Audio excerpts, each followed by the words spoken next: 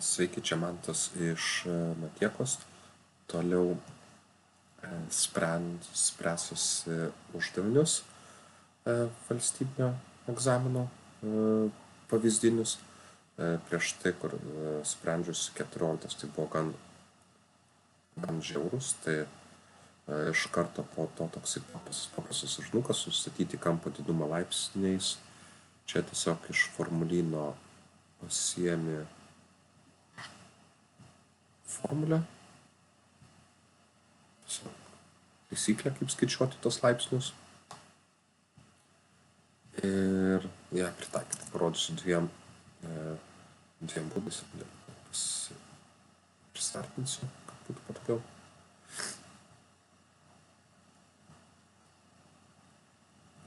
Taip, tai duotos koordinatės.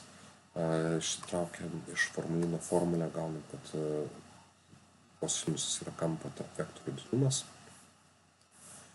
Ir mums reikės tiesiog koordinačių x, koordinačių y ir vektorių ilgį, kad išsireikšti kosinus. Taigi susistatom x1 kart x2, tai gaunam 2 kart 3, tai 2 kart 3. Sudedame su y1, y2, tai 6 kart minus vienetas. Ir turėtum gauti vektorių ilgį. Kol vektorių ilgį suskaičiuoti, kiek čia 2 kvadratu. Jeigu noriu vektoriaus ilgį suskaičiuoti, tiesiog Pitagoro teorema. Tai bus šaknis iš 2 kvadratu plus 6 kvadratu, kiek čia gaunasi šaknis iš 40. Jo? Ir jeigu noriu kitą vektoriaus ilgį, tai kito vektoriaus ilgis vėlgi ta pati Pitagoro teorema. Statausi 3 kvadratu 9, minus 1 kvadratu 1, tai šis 9 plus 1 gausis šaknis iš 10. Jeigu čia, aišku, to šitam būtent konkrečiame uždavinėje daryti nebūtina, tai vektoriaus ilgis bus, tiesiog galiu iš karto įsirašyti, kad vektoriaus ilgis bus šaknis iš 40 kart kitas vektoriaus ilgis. Aišku, čia tų modulio jau man moduliai nereikalingi.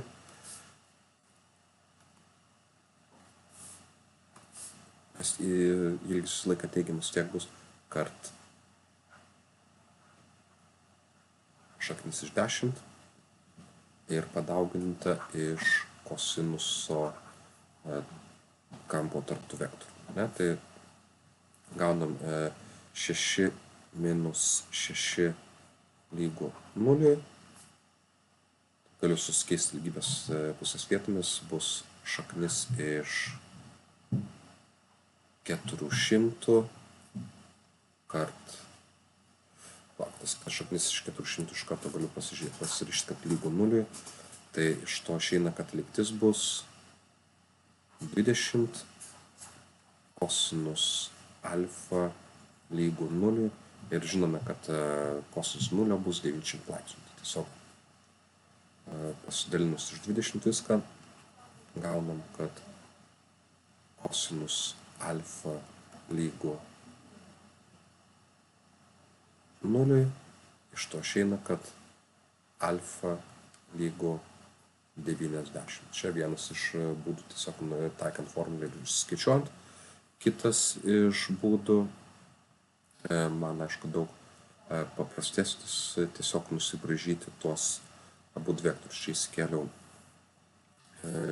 x, y ašis, tai pasižymiu vektorius A2, 6, nusibrėžiu tą vektorių, aišku, čia gal iš rankos nelygiaus, bet nusibrėžiu vektorių A, vektorius B3 minus 1, tai einu 3 į dešinę 1 žemyn, nusižymiu vektorių, susijungiu vektorių B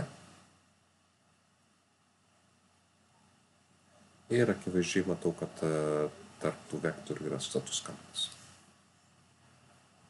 Tai šitas uždavinys daug palyginus kaip, sakyčiau, gan selektinis uždavinys, daug lengvesnis negu kad prieš tai buvę, bet